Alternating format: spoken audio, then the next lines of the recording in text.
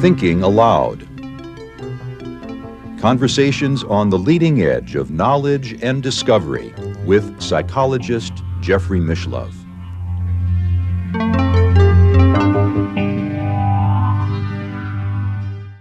Hello and welcome. I'm Jeffrey Mishlove. Our topic today is dream premonitions. My guest is Christopher Robinson, who is co-author with Andy Boot of the book Dream Detective. He's also the subject of the documentary Premonition Man, produced by John Beecher, who has been a guest on New Thinking Aloud. A number of researchers and government officials have testified to the uncanny accuracy of Christopher's dreams in predicting dramatic events such as terrorist attacks. While his abilities have been tested in various laboratories, nothing has yet been published in a peer-reviewed journal. In this sense, he is similar to Ted Owens, the PK man, whom I studied and about whom I wrote a book. In fact, a new book about Christopher Robin is in preparation by Grant and Jane Solomon to be titled The Premonition Man. In this interview, we will see and hear him tell his story in his own words. Christopher is based in the United Kingdom. And now I'll switch over to the internet video. Welcome, Christopher. It's a pleasure to be with you today. It's an absolute pleasure for me to be with you too. You have one of the most remarkable stories that I have ever encountered, and it's been going on now for over 40 years. You've been investigated in different scientific laboratories. You've worked with law enforcement agencies. You've worked with Scotland Yard. You've worked with American agencies. Why don't we go back to the beginning? I've heard different accounts of where your story begins, and I know it probably goes back to your childhood. It probably does. It's interesting. I was dreaming last night of lots of things that I'd done that connected to the psychic, or whatever we want to call it, that I'd forgotten. So, if you like, last night's dreams were a reminder of things that went back to when I was 15 or 16. It was like a replay. And I don't know whether that was because I need to know those things, because otherwise I would have said to you tonight, well, I can't remember all of that. It's interesting whether they're prompting me to remember. But the main things started in the middle of the 80s. You were, according to the stories that I have read and heard, you were about 35 years old and had a heart attack. Yes, that's true. I was in a boat with some undesirable people, and I had this heart attack. It was the middle of the night.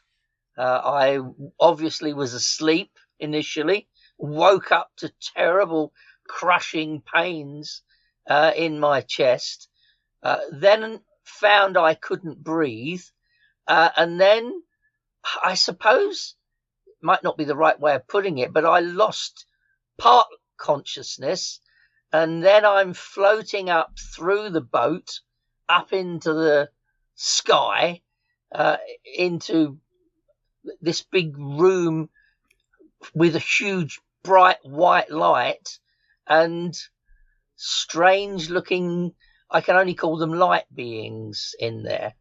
They were kind of human, kind of not. I think you could pretty much say you could see through them. I guess a typical ghostly kind of image. And I'm desperately panicking to breathe. And one of these, whoever they were, said, "Christopher, you don't need to breathe anymore. You're coming with us. And I'm thinking, oh no, I'm not. And I'm really still aware of being alive and fighting for breath. And after I don't know how long, it's impossible to say, I was asked, well, why don't you want to come with us? And I immediately said, who will help Frank if I come with you? And I don't know, they must have known who Frank was. I didn't need to give them an explanation as to who Frank was. But I said, the corrupt guys are going to win if Frank doesn't win. And I was helping him, and I'd been helping him probably at that point for 4 years, battling against, police corruption, judicial system corruption. It became a big, huge test trial case in 1985. And it started with my case, and then they settled Frank's. And I believe they settled perhaps up to 100 other ones where they'd been doing all sorts of things that they shouldn't do. So they then looked at me and said, well, Christopher, because you haven't asked for something for yourself, we are prepared to allow you to go back. And with that, I felt enormous relief. I'm still kind of in two places.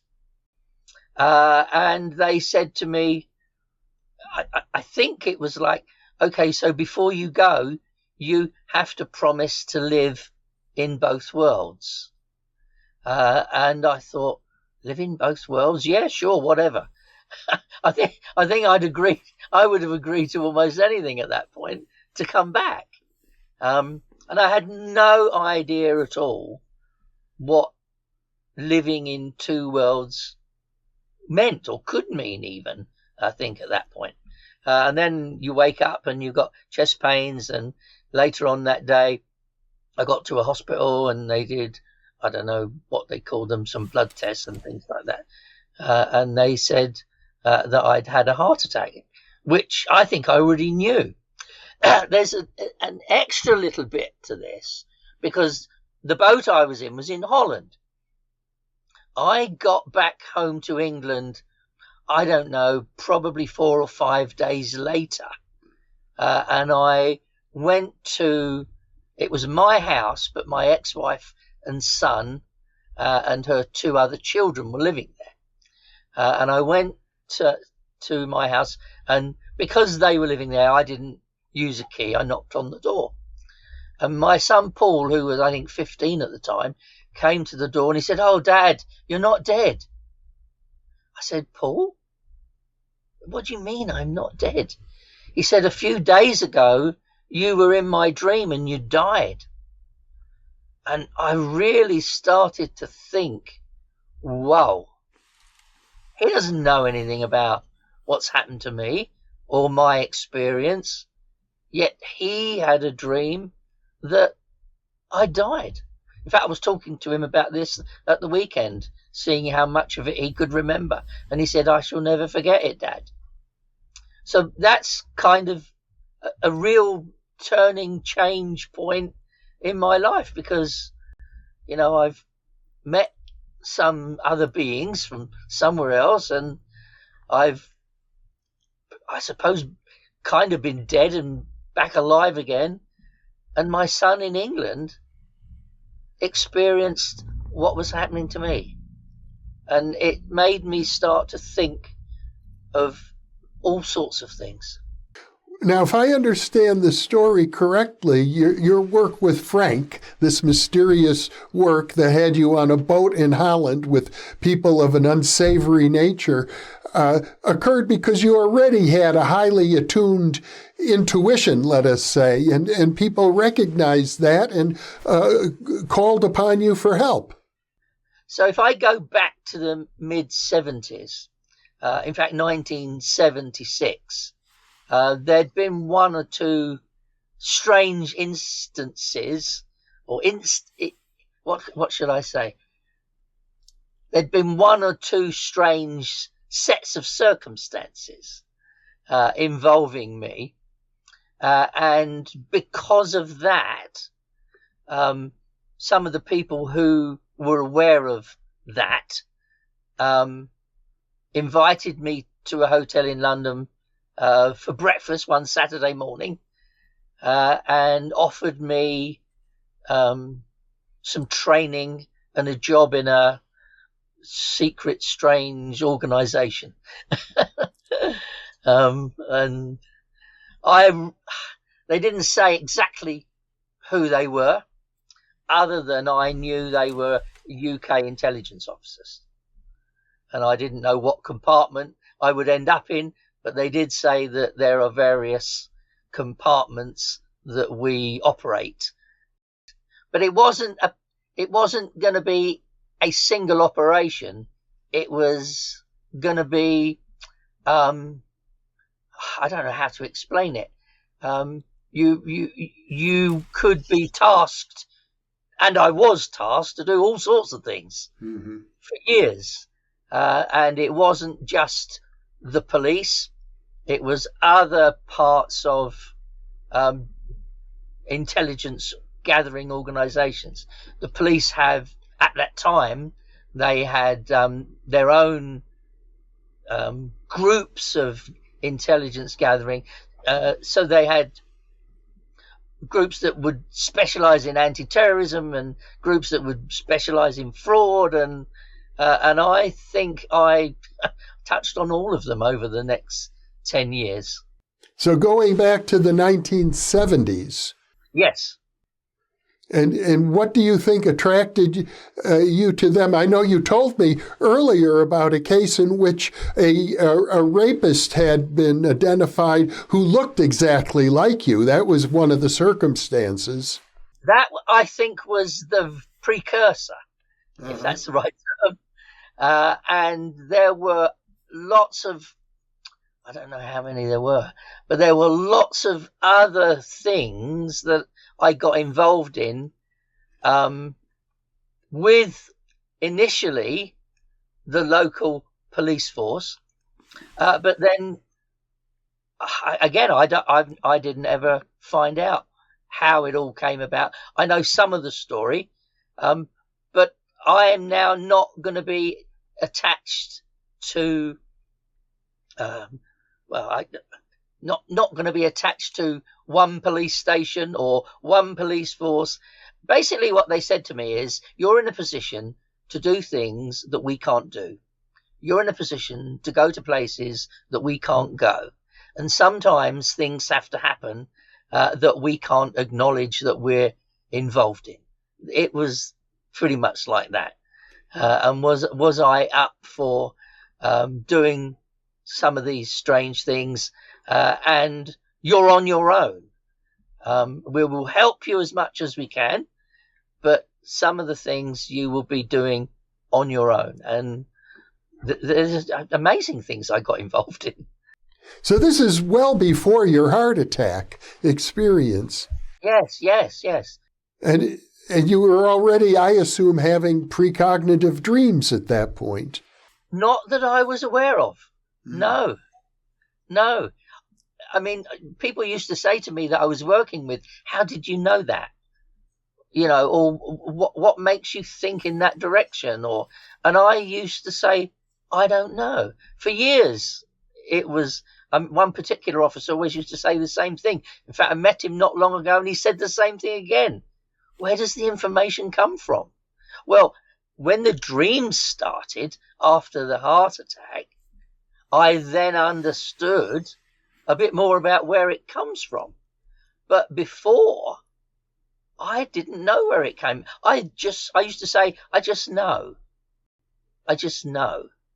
I don't know how I know. And that would be, I guess, most of the time when even when I was still repairing televisions, I'd go to somebody's house and I'd walk up the pathway to the door carrying the part I thought had broken. I mean, and that people used to say, "You're psychic." And I said, "Don't be silly. I should thing as psychic." But you start to wonder. And it really was just a complete jumble of how on earth did I get involved in that? And why did that happen? How did I know that? I'm just trying to think of something that I can tell you. Well, I do know this, Christopher. We talked about it already, that in your days as a television repairman, you had, I think, more than one UFO sighting. So the first UFO sighting was in August 1971. And I'd come home from work, parked my television repair van. It was a company at that time called Rediffusion Television. And I'd gone to my front door. And just before I went in, I looked up and I saw it was quite small, but it looked like it was a boat-shaped object. And it was changing colour, and it was moving around in the sky. And I just stood there for I don't know how long, a few minutes, looking at it. And I thought to myself, you always said to yourself, if you see one of these things, you're not going to be the only one to see it. So I knocked on all the doors it was like a village green. And it ended up with about, 40 or 50 people standing on the green, watching this object for 2.5 hours. We got the newspaper came up and did a little story, took a picture of it. The police came up and had a look at what we were all doing. They contacted the airport, I know, because where I lived was right on a flight path. And the airport, as far as I remember, hadn't got any information about this. It was probably too high, way above, where planes would be coming in on a glide path. But it was just extraordinary, and it makes you think.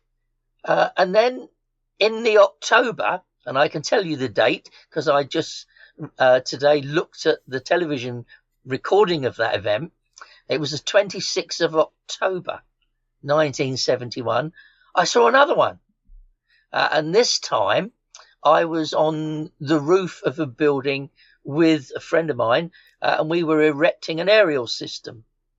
And I'm standing there with a pole in my hand and looked across to the northeast.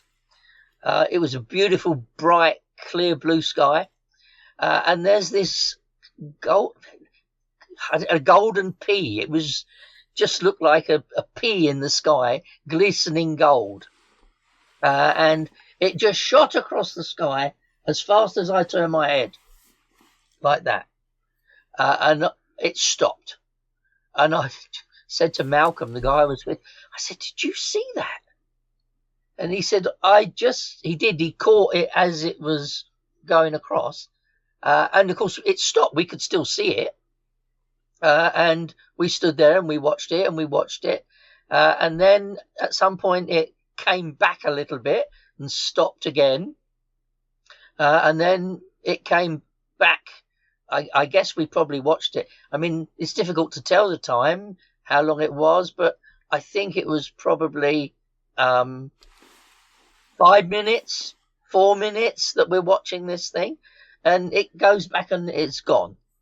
And that night on the ATV News, independent television news, there it is. They filmed it in Oxfordshire. Now, both Malcolm and I had reported to the police that we'd seen this thing. And of course, everybody thought we were crazy until the news that evening. And of course, now everybody's seen it. And it was sometime later, 2 officers from the Royal Air Force investigation, whatever they were, came to see us. Malcolm lived opposite me, so it was easy for them to interview both of us. I wasn't present in Malcolm's house when he was interviewed. He wasn't in with me. I don't know whether it makes any difference, but perhaps they wanted to hear our story separately. And I think it was about another, I don't know, let's say another 5 or 6 weeks after that, they came back again. And they said to me,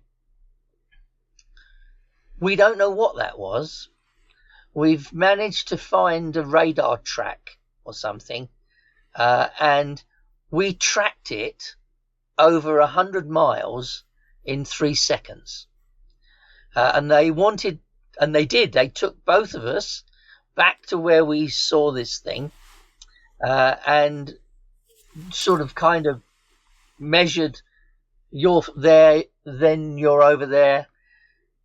It was probably 3 or 4 seconds that we saw it move. He said to me, he said, "We haven't got anything secret or otherwise that can do that." I remember those words very clearly. We haven't got anything secret or otherwise that can do that. And of course, I don't suppose we still have, not that I'm aware of, 80 or 90,000 miles an hour and stop dead and then go back the other way. And of course, it was just so crazy. So, I don't know what to say, really. You see 2 of them in a short space of time. But it certainly got my interest in the whole subject. Yeah. I became very interested in that. Well, and there are many accounts of people who have sightings such as yours who then begin to develop heightened intuitive and psychic abilities. That's true. I've been told that, and I've read about that, and I've been asked about that by many people, most of them people with authority. Do I think that had any influence or bearing on what happened later on? I don't know. The short answer is, how would I know? I don't know. But I agree. I've read lots of accounts of people that have said that. Personally, I think that having that heart attack and making a deal to come back and promising to live in both worlds, as crazy as that might sound to people, was what really changed why I was now dreaming what terrorists and other criminals are doing. And of course, it was pointed out to me, and anyway, I was quite aware of it. I had all the connections already to take that information to. I didn't have to find them. I didn't have to go to the police station and say I've had a dream about something. The connections were already made. You can read into that what you like, but people have said to me, maybe it was all part of a plan from E.T. or the spirit world, or, that you would have all these connections and then you would see these things. I don't know what's far-fetched anymore, to be honest, Jeffrey.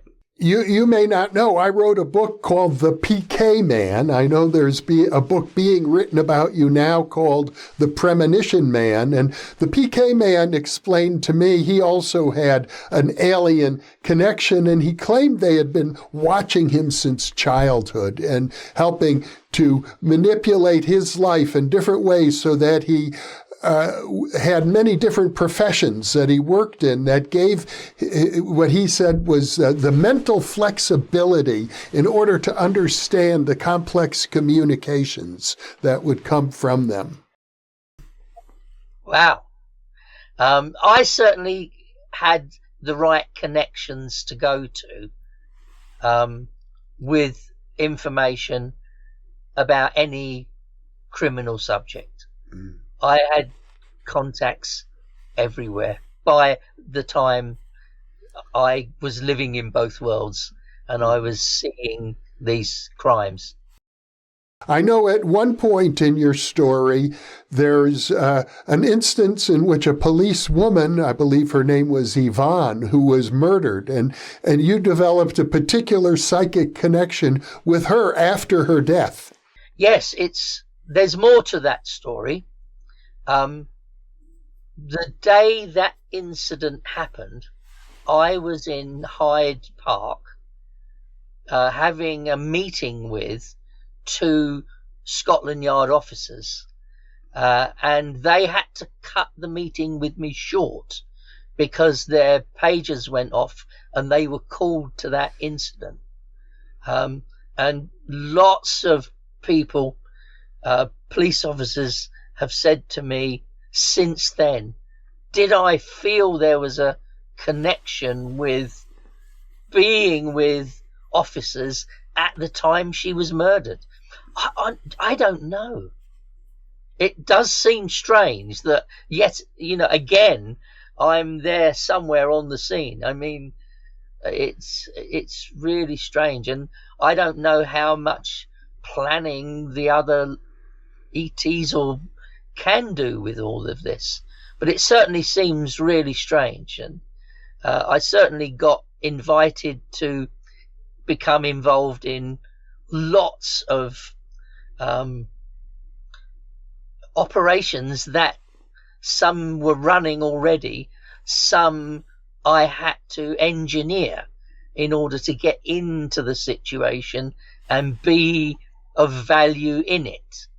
The one with Frank, I was asked in I think 79 or 80, I was asked, would I be interested in setting myself up to get involved with this big corrupt network and working on the inside, if you like, as a victim, but as a victim by choice, to collect all the evidence and make sure that things happened.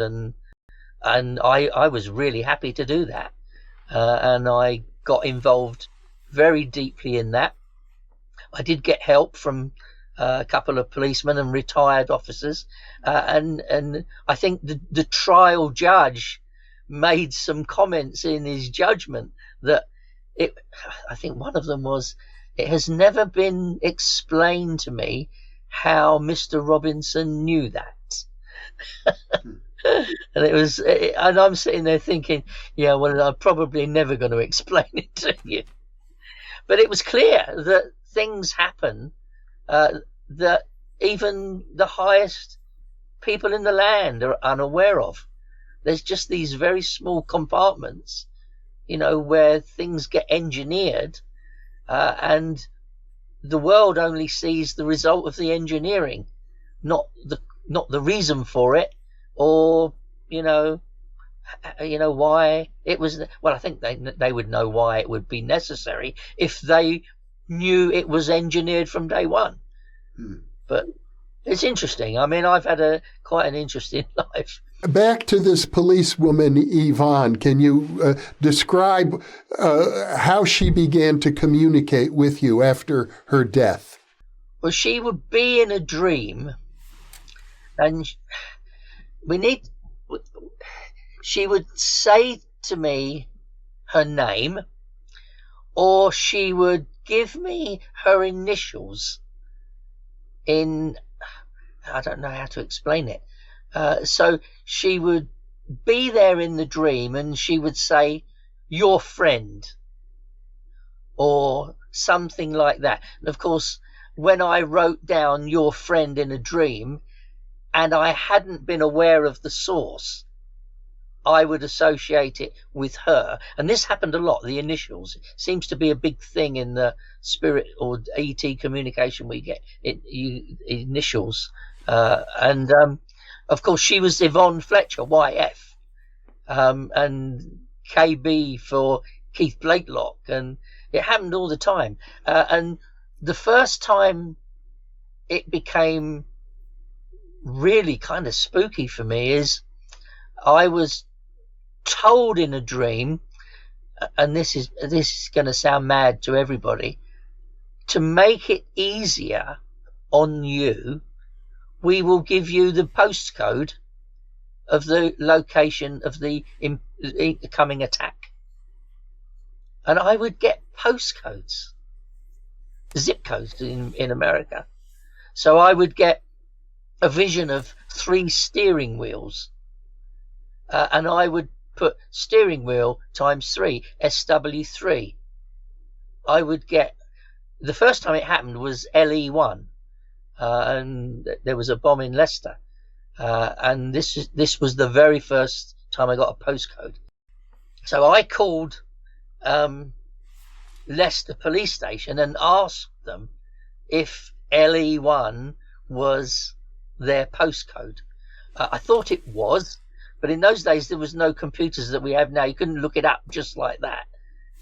And I explained to them that I'd had this dream with a LE1 postcode and a bomb going off today. And I think I even earlier that day had given a statement to my local police station. I think, I'm sure that's right, it was that event. And I'd made a statement saying that I'd had a dream and a bomb goes off in LE1. In fact, I'm 100% sure, I think, yes, that I'd done that as well. And of course, then I phoned Leicester police station and asked them. I don't know, I just wanted to ask them. And of course, then I got people. She was a police superintendent, and somebody else came to see me the following day. And I went through the dream and I went through some of my history with her. I mean, they knew I wasn't a bomber. You know, I was miles from Leicester, couldn't possibly have got there and put a bomb under an army vehicle. And anyway, you know, why would I? You know, I wasn't involved in any terrorist group or anything. At this point, this was the beginning. You know, a bomb goes off in LE1, and got postcodes for all sorts of things after that. I mean, just hundreds of cases. There really are hundreds of events and cases where I was given a postal code to make it easy. I mean, I don't know what the police initially thought. They must have thought, you know, that they died and gone to heaven too. I don't know. I do know the most common phrase given to me from the police was, Christopher, if what you're doing is real and you're doing it, it means everything else we've ever been taught is wrong. And that was said to me a lot. Well, was it the case that in your many interactions with the police that the information you provided was instrumental in preventing a terrorist act or a crime? Yes, sometimes. Sometimes. I can tell you there was a bomb in Hayes, which we found from a dream.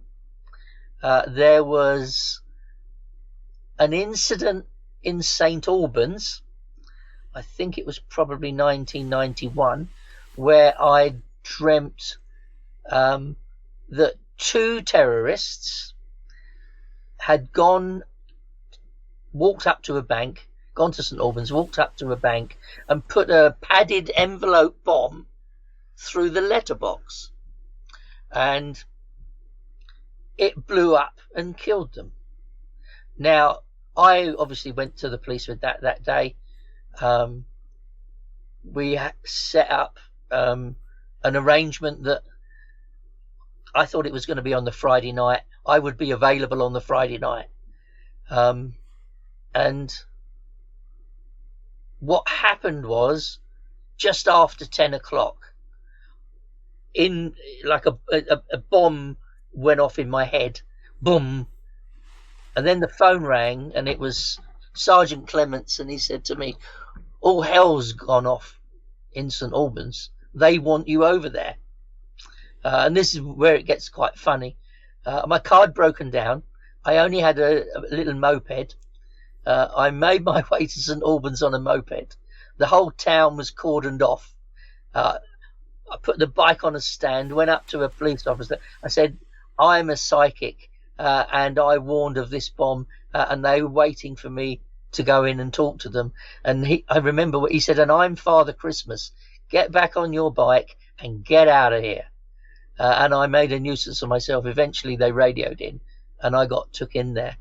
And what had happened was, and of course I didn't know what was going on in St Albans, an army band, a military band, was playing in the pavilion concert hall or whatever it's called there. And they put spotters on the roofs of the buildings. And the spotters had seen two people walking up the high street with a suspicious looking padded envelope and standing outside the bank. What then happened was, it was 10 o'clock. The audience was not allowed to leave the hall. They locked them down. And I know that these two terrorists were standing there looking at their watches, wondering where the people are. Because I think what happened is when they pushed it through, probably set the timer and as it hit the floor, and nobody here. So they waited and waited and waited. And I think they put it through and they'd waited too long because it blew up and only killed them. Now, what I was told, and it's obvious really as well, if the people had been let out at 10 o'clock, there would have been dozens, if not hundreds of people in the square outside the bank when that bomb went off.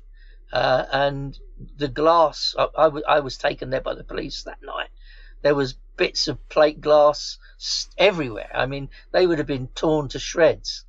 And they said to me, you know, if we hadn't been looking for that,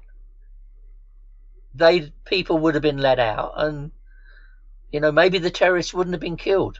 The really strange thing about that, of course, I'll tell you, is that the police wanted to identify the two bombers. They've got, basically they said, we've got bits in a bucket, and we want to try and, can you tell us who they are? And I said, no, but I will ask a dream who they are. And I think by the Tuesday, I met up with Chief Inspector Hall, and I insisted on reporters being there at this. I said, I'm not telling you unless the press are there, because I'm fed up with this being pushed under the carpet and being ridiculed by everybody for what I do. This is real, and people need to know. So he agreed, and I think his name was Kieran Saunders from the Sun newspaper, came to a Chinese restaurant, and we had lunch, and he said, right, what have you got for names? And I explained the dream to him. I said, well, basically I'd seen a shop with a name outside, and it was called Ryan's. There was, what else was there? A broken handle on an electric drill, Black & Decker, and another person I knew called Donnelly. And there was something else in this that I can't remember at the moment. But basically, one of the terrorists was called Francis Ryan, and the woman was called something Donnelly. Patricia Donnelly. She was called Patricia Donnelly. And there was something about a Dugan as well. If I remember, it's a long time ago, trying to remember. And I said, and he's probably the getaway driver. If we're talking about madness, it turns out that back in the summer, I had met these two terrorists at a fete at the hospice in Luton. The chief fundraiser for the hospice was a superintendent of police called Brian Sharp. And he'd invited me to go there and give tarot card readings or crystal ball readings, dress up as a wizard to collect some money for the hospice. And I think I put a strange hat on. It was just funny. But we raised about, I don't know, personally about 40 or 50 pounds, in this little tent for the hospice that day. But the last two people that came to see me were these two terrorists. And the man was nervous, and the woman was kind of into all these kind of weird things. And she said to me, would I look at his palm? And I said, yes, I'll look at his palm.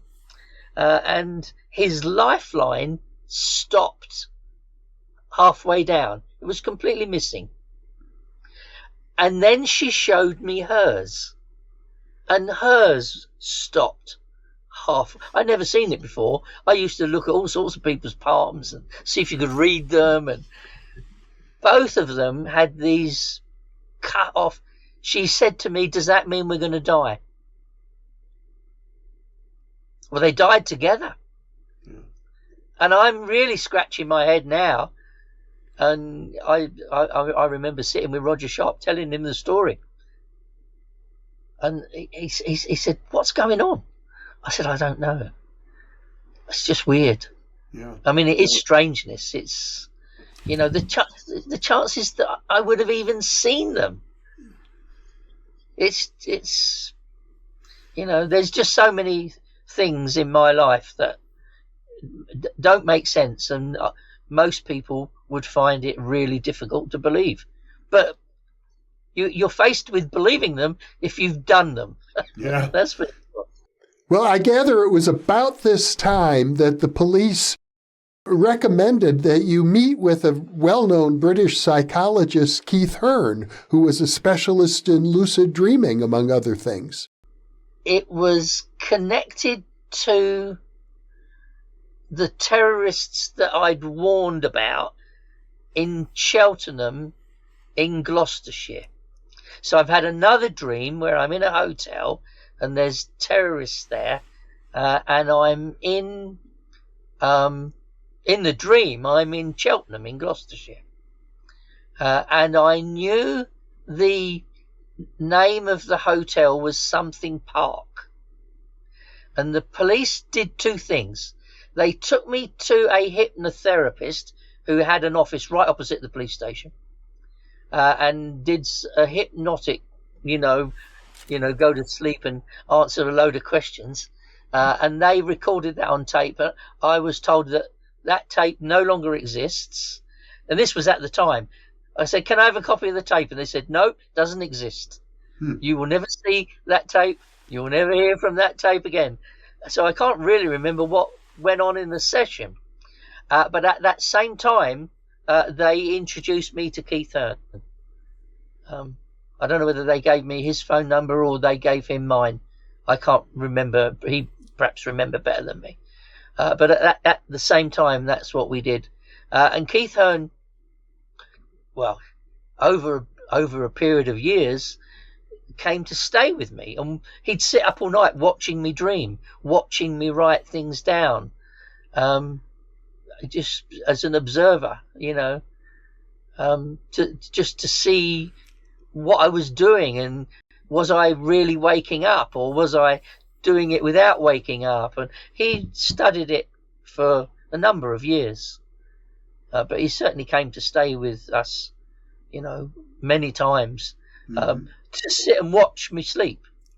I recall he testified in an earlier documentary about you, Premonition Man, that while he was working with you, he had firsthand experience of one of your dreams involving a terrorist attack. And that particular documentary goes into some detail about how you had learned to interpret the dream symbolism, that it wasn't always straightforward.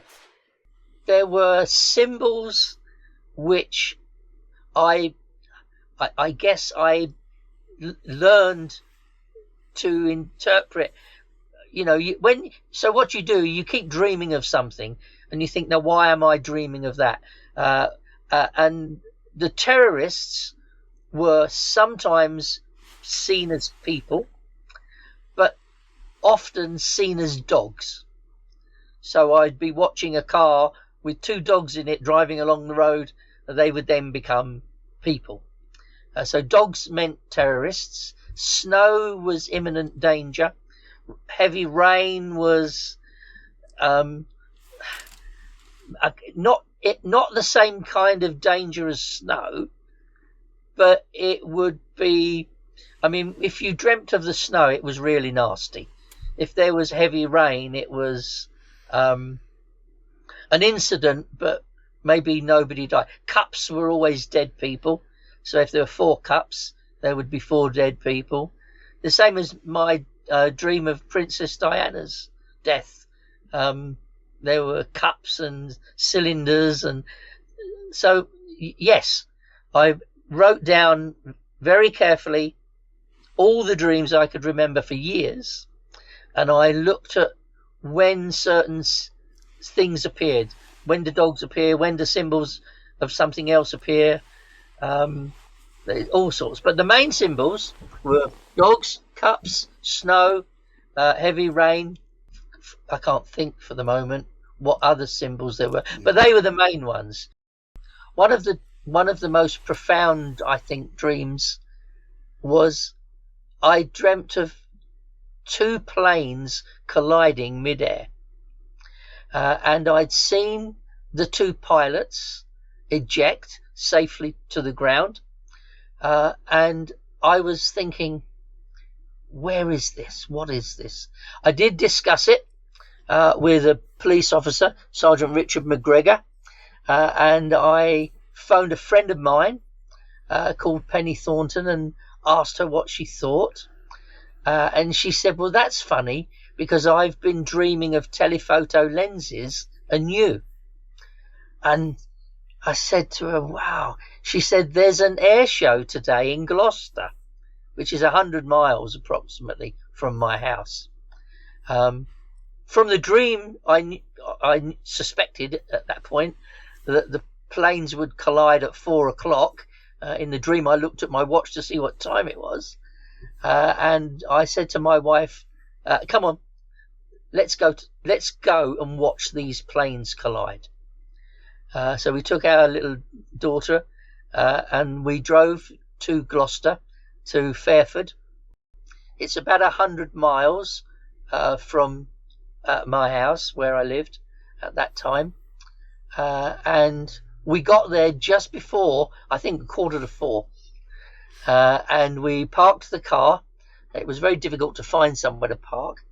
And we walked over to a fence where there was a whole crowd of people who hadn't got into the show either, watching from a field. And there was a policeman there. And I said to him, at 4 o'clock, 2 planes are going to crash into one another. And he looked at me. Now, I'd already told Sergeant Richard McGregor, one of my contacts, about this in the morning. I'd also phoned the News of the World Sunday newspaper and told them that 2 planes were going to crash. And I hoped to be able to be there and watch it. Anyway, 4 o'clock, these 2 MiGs started a maneuver. And minutes into their maneuver, they collided with one another, and I saw the parachutes eject. Because we were quite far away from the airfield, we didn't see the wreckage hit the ground or anything. But I was speechless. I found it, I don't know, it took me 2 or 3 minutes to even get words out. My wife couldn't talk all the way home. I was saying, "Are you all right, love? Are you all right?" And she was absolutely in shock that, her crazy husband's going to go and watch planes crashes, and it happens. She was, but imagine that. You can actually go there and watch it happen. And nobody was hurt, which I knew. There was just so many things. Yeah. It can't all be a coincidence. And of course, I was still asking that at this point. We were back in the early 90s, 1992, 90. I think the air show was 93, and I was still questioning, this can't really be happening. I even said to my wife on many occasions, "Am I dead? Is this what it's like when you're dead? You can see things and talk to people who are all..." I for a long time, in fact, I think until I did more experiments with police and people like that, I really thought this is all some kind of weird dream, and I haven't woken up from it yet. It was just, I don't know. I know it's all real now. When the planes hit the buildings at 9/11, my life changed again. Well, even before 9/11, here we are in 1992, as you say, you must have, by this time, come to the attention of the popular media after all of these events. Yes. I can remember one occasion. I'd been on a radio show, and this particular radio show, they'd asked me what I was seeing next in a dream. And I said on the radio show, I said, "That's easy. There's a bomb on a bus in central London." I said, I think on Waterloo Bridge.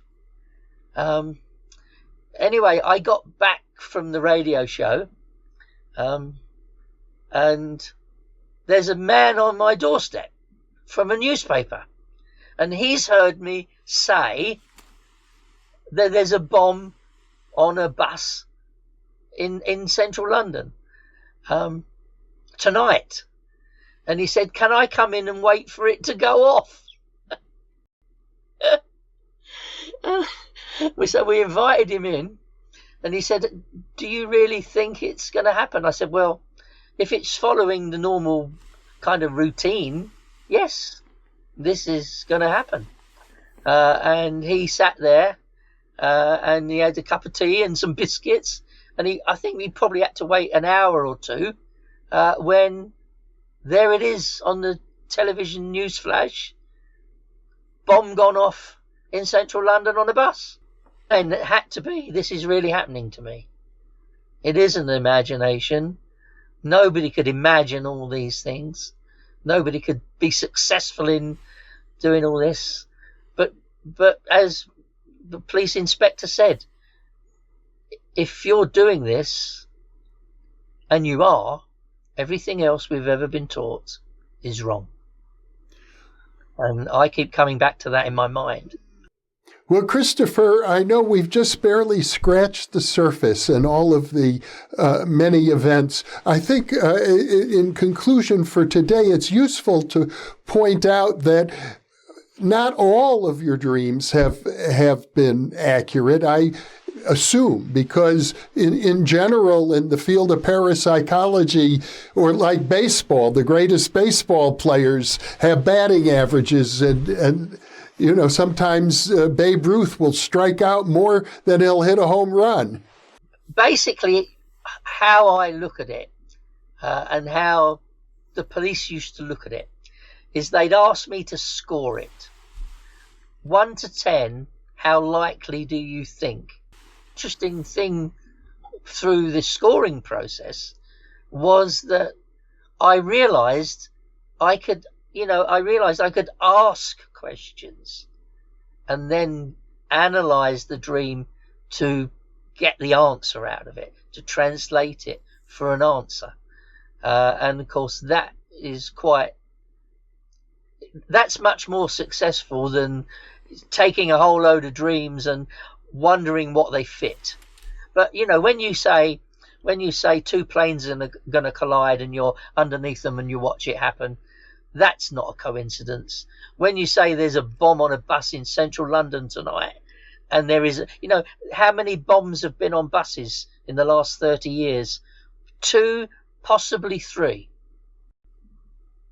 There was one on the 7/7 bombings, and that's a whole nother story, because I was working with an intelligence officer from the United States on that one. We were looking at what was going on. What did these dreams mean? Well, that's a whole other story. But yes, not everything you see happens.